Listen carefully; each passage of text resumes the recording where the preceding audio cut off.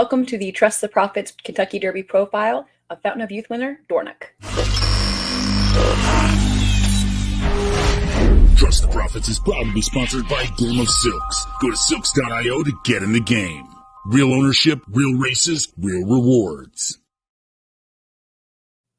All right, today we're going to be talking about Dornoch. So connections. To start, he's owned by a syndicate that includes West Paces Racing, R.A. Hill Stable, Belmar Racing and Breeding, 2-8 Racing and Pine Racing Stables. He's trained by Danny Gargan, has been ridden by Luis Saez, although the jockey for the Derby, as far as I'm aware at this point, is unconfirmed, but we can assume it'll be Saez. He was bred by Grandview Equine, has earned $552,275 in his career, and is ranked 8th on the Kentucky Derby leaderboard with 75 points. So how did he get here?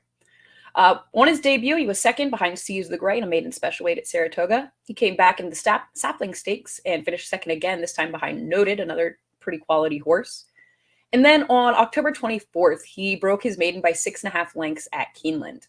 He came back out of that to win the Remsen Stakes in a very impressive effort over Sierra Leone, where he got past and then came back on the rail. Then he won the Fountain of Youth over a fairly depleted field. There were 4 scratches, and the field only ended up being a total of 5 horses. So there's some question marks there. And then he came back in the Bluegrass and finished 4th behind Sierra Leone, Just a Touch, and Epic Ride in what would be his final Derby prep, although he likely wasn't totally geared up for that effort. Now, race notes. The big question with Dornoch to me is that he has a bad habit of hanging on his left lead. In his maiden win, he never switched leads. He hung on his left lead until after he was passed by Sierra Leone in the Remsen. He was inside the quarter pole before he switched leads in the Fountain of Youth, and he was inside the 16th pole before switching leads in the Bluegrass Stakes. So this is a big question, especially when you're running a race that is going to be very mentally taxing, very physically taxing on him. Not being able to get that refresh of switching leads could be vital, a fatal flaw of his. And last out, they tried rating him, and that experiment failed. He was uncomfortable behind horses early, and it just didn't work out for him, the trip. All 3 of his wins have been gate to wire. He did make up ground in his first 2 starts, but he only passed a fading Top Conner in the Bluegrass after that belated lead change. So I think that we can expect him to be closer to the pace in the Derby. What race that he runs will win the Derby? He needs to show the grit of his Remsen win. That was really the trait that caught my eye about him originally. He also needs to improve on speed figures. His speed figures really don't match up with the top of the class here. He needs to either settle, which seems a little bit unlikely, or get a front-running trip, which is also a question mark. Not necessarily as unlikely, I think, but there are some other front-runners in here, so we'll get to that in a minute. And I think he needs to change leads on time. In the Bluegrass, you'll notice him drifting out as Luis Saez is trying to get him to change leads. You can't do that in the Derby and expect to win. Take a look at his pedigree. His sire, Good Magic, was second in the 2018 Kentucky Derby, and Good Magic's offspring have an average winning distance of 7.27 furlongs, so that's pretty good. His dam was a stakes winner and a half to Grade 1 winner Finnegan's Wake, who was a graded stakes winner at up to 1.5 miles. His dam sire is Kentucky Derby winner Big Brown. He's a full brother to last year's winner Mage. So clearly, there is no question of physical stamina here for this horse. As far as 10 furlongs, there is plenty of Kentucky Derby in Dornoch's pedigree. So, pace profile. Like I said, he's only one on the lead. After the Bluegrass, Danny Gargan said that next time we'll break him out of the starting gate on the lead, keep his face clean, and he'll run better.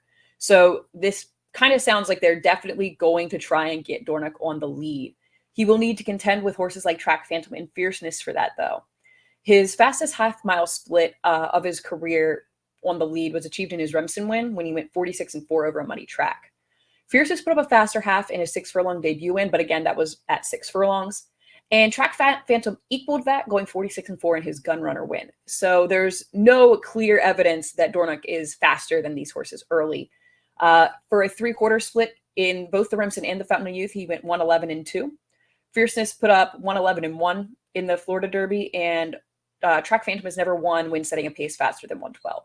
So again, there's a very small sample size for these horses, so you can't really say, oh, this horse can definitely, go faster or can't go faster. We can't say, oh, Track Phantom can't win if they go sub 112. But just for some context there around the horses that Dornoch will probably have to contend with on the lead.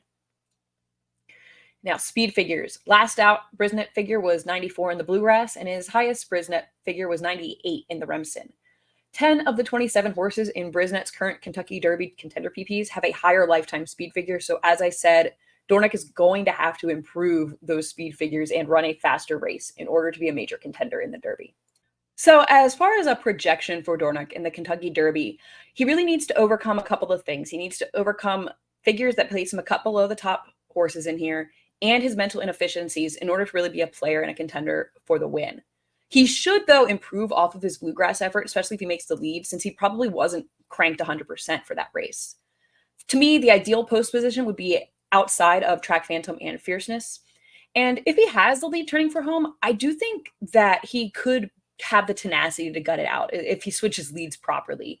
I mean, we've seen that this horse likes a fight, and having that is a positive in the Derby, especially, in a race where everyone's kind of going to be running on fumes at the end. Provided, again, and this is a big if, provided he switches leads properly and he gets the trip that isn't going to be too taxing on him, I think he could gut it out. But really, I think this horse at best is a player underneath. And I wouldn't really be surprised if his tendency to switch leads late, which could be exacerbated after the chaos of the Derby, leaves him just toiling and with too much to do against horses who are probably faster at the finish. So those are my thoughts on Kentucky Derby contender Dornoch. Thank you so much for watching. Make sure you take a look at all of the other Kentucky Derby contender profiles and all the other content we have coming for you here on Trust the Profits. And until next time, thanks so much for watching.